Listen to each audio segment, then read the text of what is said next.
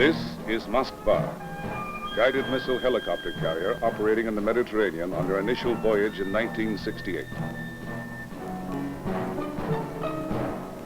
She is of a new breed of warship, which the Soviet economy is now willing to support.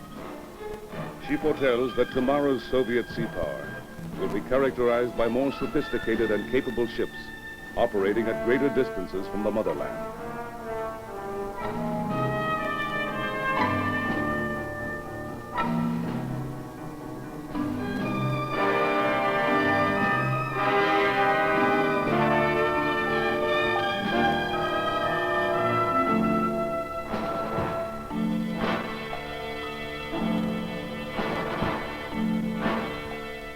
The Navy of the Union of Soviet Socialist Republics is, in current standing, the second-ranking Navy in the world.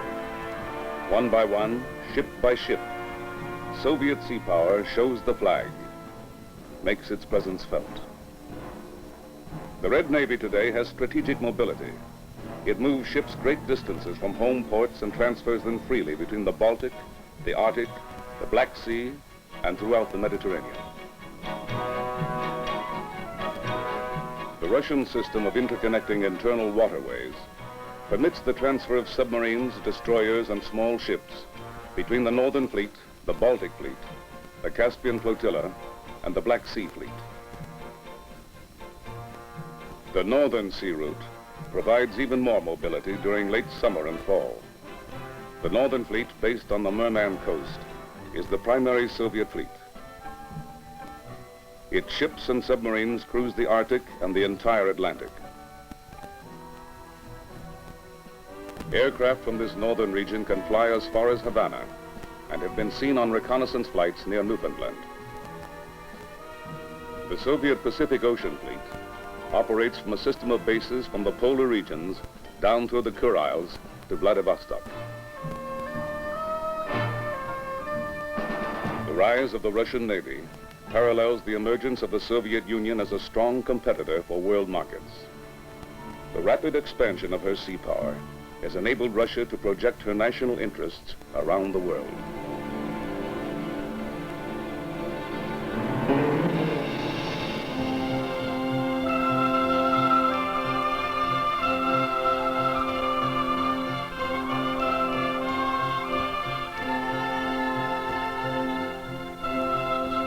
Imperial Russia, under Czar Nicholas II, a major power and a ranking world naval power.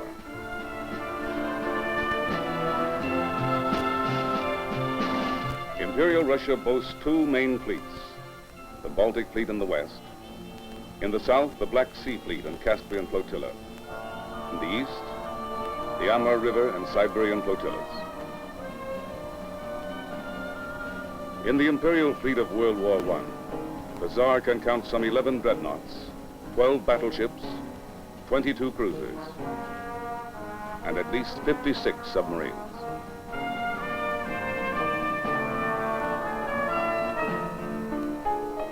This fleet will be surrendered, scuttled, or sunk in the years of revolution which will sweep away old Russia.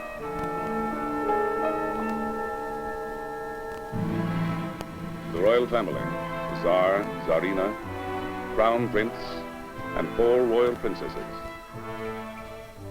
Princess Anastasia, a young girl, roller skating on the deck of the royal yacht.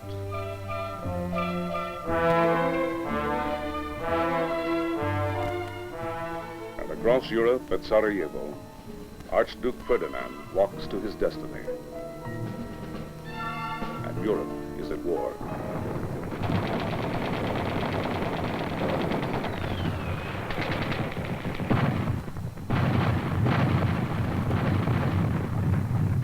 Russia fights a desperate war.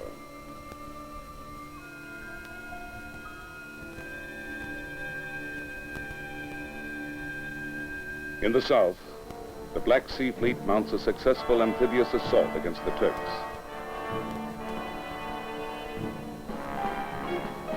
But Russia finds herself cut off from the open Mediterranean by guns and mines in the Turkish Straits.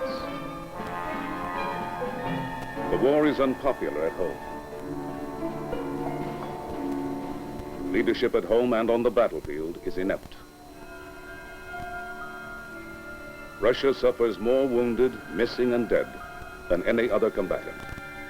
Her casualty rate, 76%.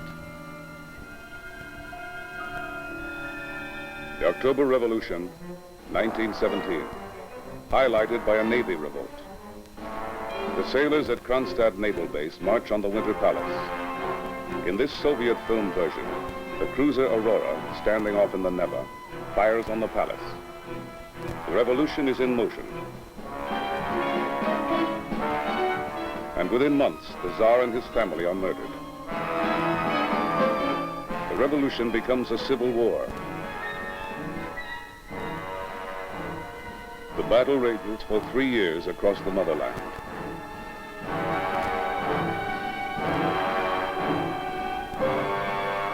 Admiral Kolchak aboard one of his ships. He receives heavy Allied backing as he leads the White Russian forces in Siberia. He will be defeated and executed by the Bolsheviks.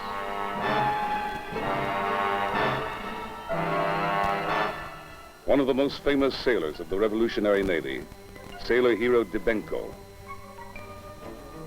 He addresses his men. He and his comrades will emerge from the Civil War with what a shell of a navy.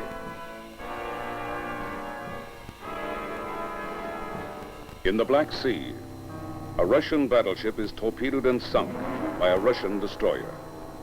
7 battleships, 2 cruisers, and 8 destroyers, submarines, and other ships are lost at Sevastopol. 2/3 of all the warships at Novorossiysk are run aground or blown up by their crews.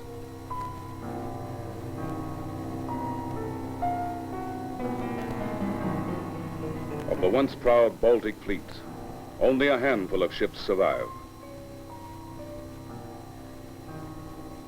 But worse days are to come.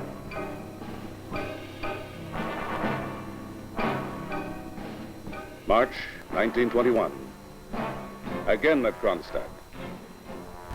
Sailors revolt in a second rebellion, this time against the Bolsheviks, demanding reforms promised by the Bolsheviks but not delivered. In these government films, the Red Army storms the bastion Kronstadt over the frozen Gulf of Finland. The defenders hold off 3 attacks, and when overrun, the survivors are shot. The Navy, dishonored and all but destroyed, stands condemned. And Lenin not only distrusts the Navy, but doubts its usefulness. 1924, Soviet Russia gains recognition from Western powers. But the father of the revolution, Lenin, is dead.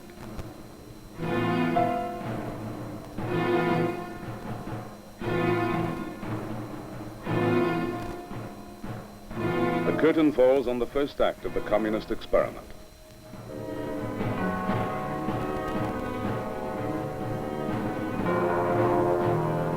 Stalin begins the next act as he sets in motion his iron rule. By 1927, 2 reconditioned Czarist battleships operate in the Baltic. A small defensive navy begins to emerge. Under Stalin's regime, the first 5-year plan begins in 1928 to build up Russia's industry and her defenses. The Navy receives low priority. Its first new ships are destroyers, torpedo boats, submarines, and cruisers for defense of the homeland. Battleships and aircraft carriers will have to wait for later years. Aircraft construction and parachute training are a part of the new military buildup. It becomes a public sport as well.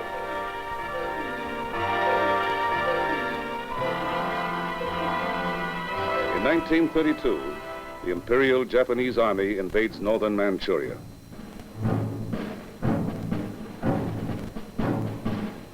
Stalin orders the buildup of a Pacific Ocean fleet. 1933, the start of the second 5-year plan. The Soviet Union emphasizes construction of a submarine fleet aimed at becoming the largest undersea force in the world within 5 years.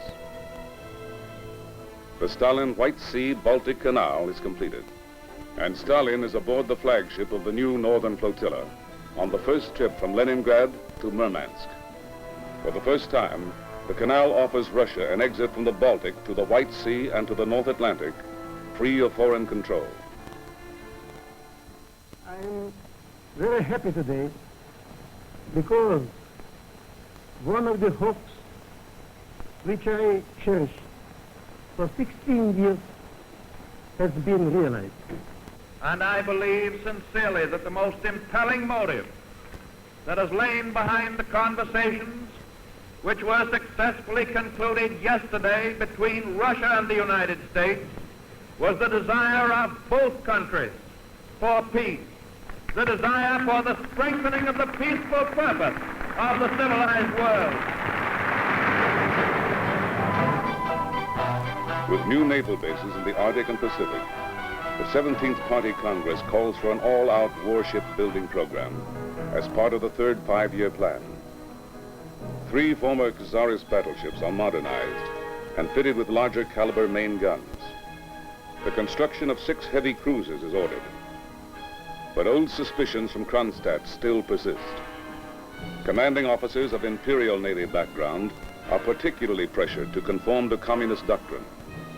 The commissar, an officer second in rank only to the captain, is aboard each ship to ensure party loyalty.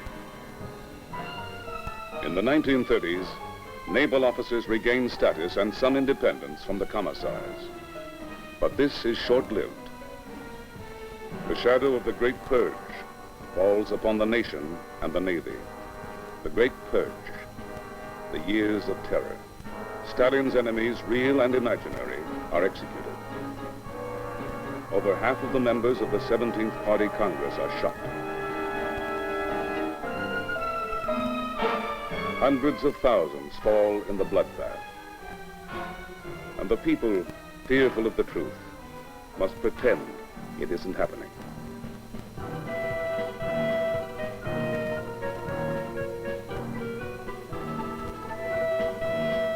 The estimate?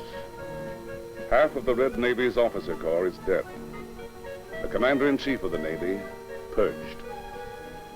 Commanders of the Baltic Fleet, the Northern Fleet, the Black Sea Fleet, purged. All 8 admirals alive at the start of the purge are liquidated before it ends. August 24th, 1939.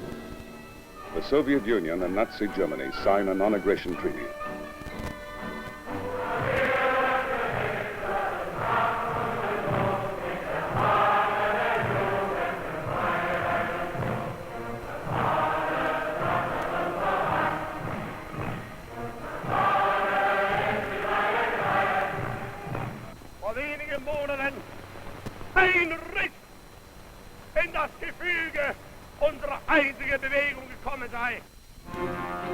Within a month, Hitler invades Poland. Stalin follows suit and occupies eastern Poland.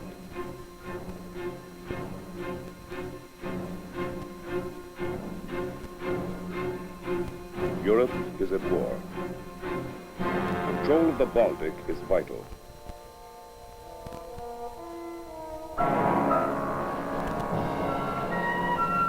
German naval units move on the treaty port of Danzig and take ports in the Polish corridor.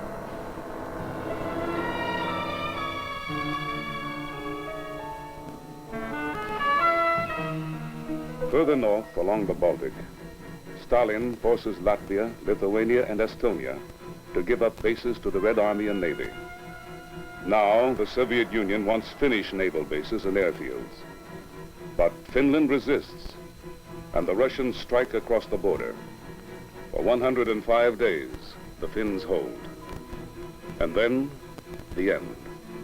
Overpowered, outgunned, but not outfought, Finland grants Soviet demands. Now, on the brink of Hitler's invasion, 3 5-year plans have seen the keels laid for over 500 warships, including 82 destroyers and 14 cruisers. More than 300 of these ships are already in commission. Pride of the fleet, however, is the largest submarine force in the world.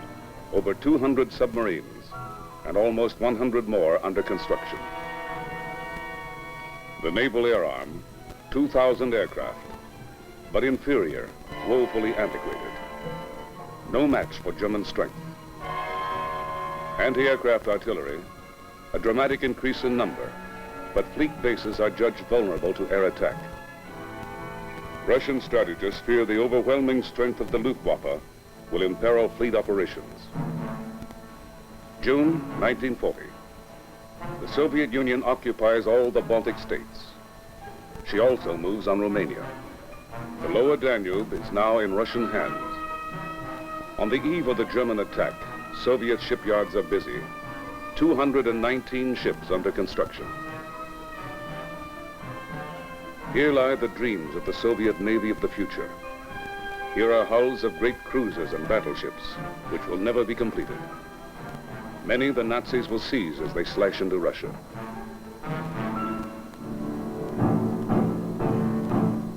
Soviet fleet bases are vulnerable from the land. The German plan, cut off, isolate and eliminate the Red Navy as a factor in the war. The Navy turns to defense and to amphibious operations in support of the Red Army. The 10th Army Corps is evacuated from the Hanka Peninsula and from Tallinn on the Baltic. In the south, the Black Sea Fleet infantry serve with the Red Army as it is driven toward the Caucasus. Thousands are cut off and taken by the Germans. During the first years of war, Soviet naval operations at sea are confined to minor actions, patrol and supply of bases. In the north, the Finns quickly cut the White Sea-Baltic Canal. With the Germans, they blockade the Gulf of Finland, largely containing the Red submarine fleet. A few break the blockade and operate in the shallow Baltic. But throughout the war, Russia's huge submarine fleet is of little use, except for limited action north of Norway in the Arctic. 1944. The Red Army is solidly on the offensive. The Navy supports in over 100 amphibious landings on inland waterways, behind and on the flanks of the enemy. In the south, landings in the Crimea. In the west, the Baltic Moon Sound Island landings, two of the largest Soviet amphibious operations of the war. River flotillas aid the army. They range and control the Danube, the Dnieper, the Volga, and other key waterways. But during all of World War II, major Soviet surface units do not fight a single battle, either in coastal waters or at sea.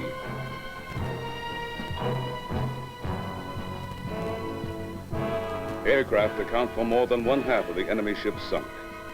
Naval aircraft fly over 300,000 sorties and destroy over 5,000 enemy aircraft.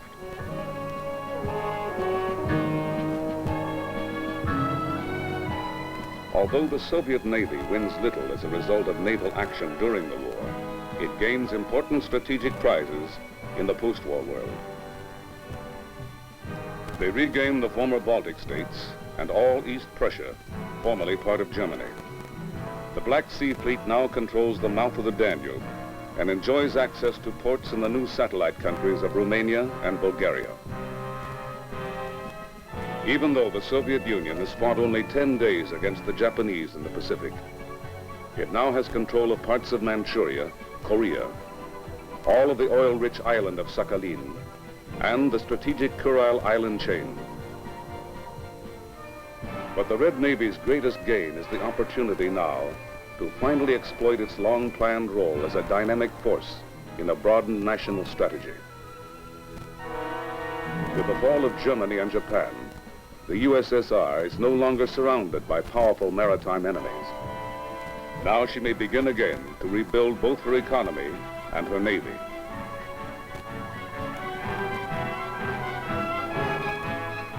The Soviet Union immediately registers all captive ships.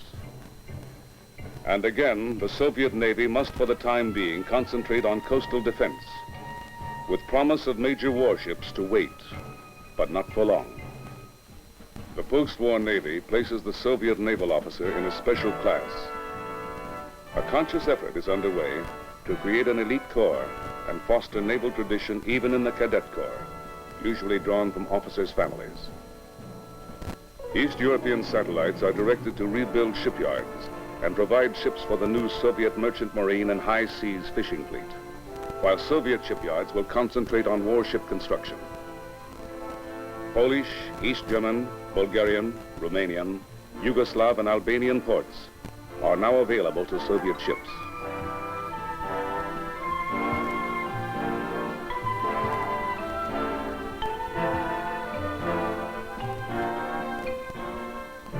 (1953), and Stalin is dead.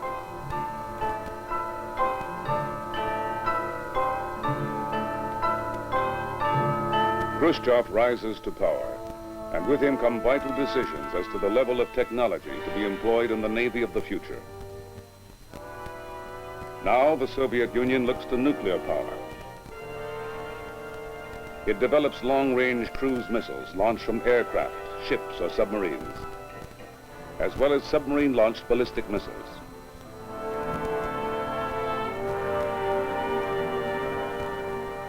But Soviet sea power progresses in a pattern which recognizes all elements of maritime power. Warships are just one part. What emerges is a collective national force, a balanced modern merchant fleet, oceanographic service, and high seas navy, all under unified government direction. In the early 60s, the Soviet merchant fleet is in 11th place among the fleets of the world. 1965. The merchant fleet of the Soviet Union now ranks in 6th place. 1968, there are now almost 1,400 seagoing merchantmen. The 1980 goal is to more than double the size of the present merchant fleet. Over 80% of this fleet is less than 10 years old, and the Soviet Union is striving to attain the capability of carrying 75% of their trade in ships flying the red flag. These ships call at some 800 ports in 90 countries. To service the world markets for oil, the Russians have over 300 tankers. Western suppliers have been dislodged from their long-established markets by these ships. The Soviet high seas fishing fleet is the most modern in the world. With 4,000 vessels, its catch has more than doubled in the past 10 years. This fishing fleet supplies the needs of a great many emerging African nations: Senegal, Ghana, Nigeria, Congo, Liberia, Sierra Leone, Guinea, and Egypt. Part of this huge state-owned enterprise is stationed in the Atlantic within 100 miles of Boston. Its units operate on station for months at a time. The Soviet oceanographic effort employs over 150 ships and 2,500 scientists and technicians. In the past decade, the Soviet Academy of Sciences has made important gains in Antarctic research. Ice studies and marine life observations are being made in the vast areas of both polar regions. To support the Soviet effort in oceanography, there is an extensive network of marine scientific stations along the vast Soviet coastline.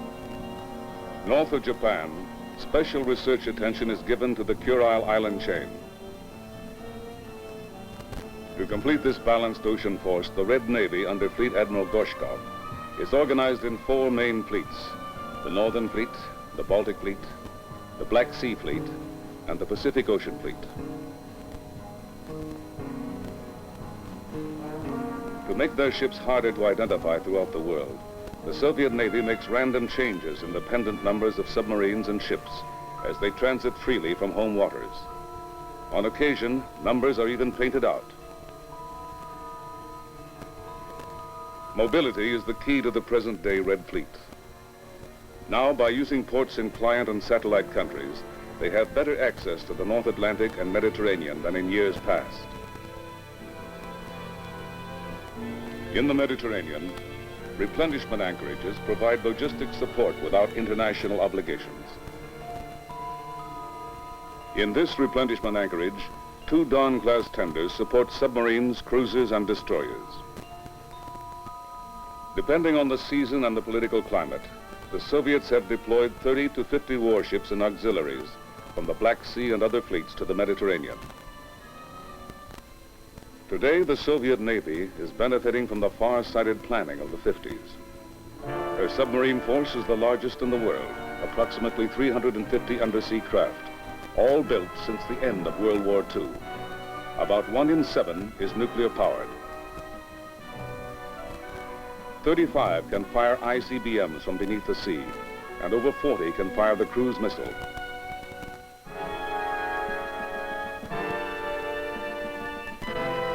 The Naval Air Arm has some 800 fixed-wing aircraft, including 150 helicopters and 500 jet bombers, most of which can fire cruise missiles.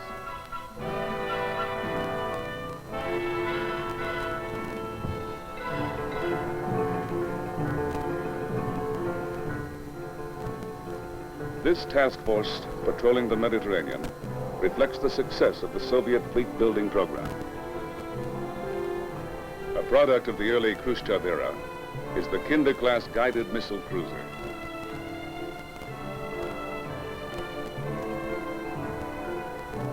Her armament includes surface-to-air guided missiles for defense of her task force from air attack.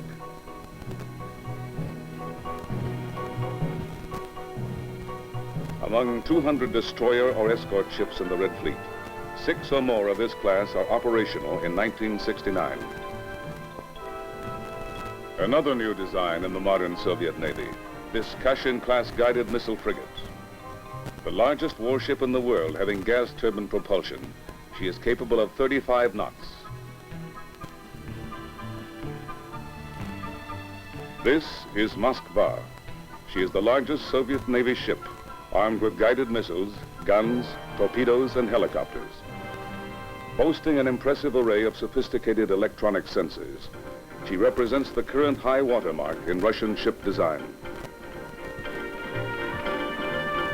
Today, Soviet ships can patrol off any coast in the world.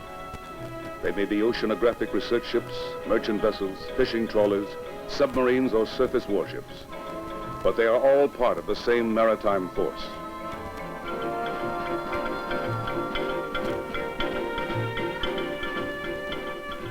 Closely commanded through a modern system of communications, they can respond rapidly anywhere in the world to any situation.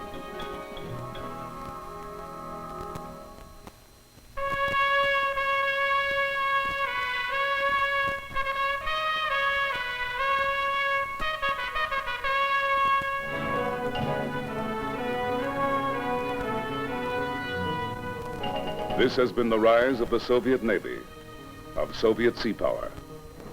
From the Czarist fleet of 1917 to the present modern, mobile, well-coordinated ocean force. And this ship, Moskva, symbolizes a challenge of Soviet sea power to Western preeminence on the oceans of the world.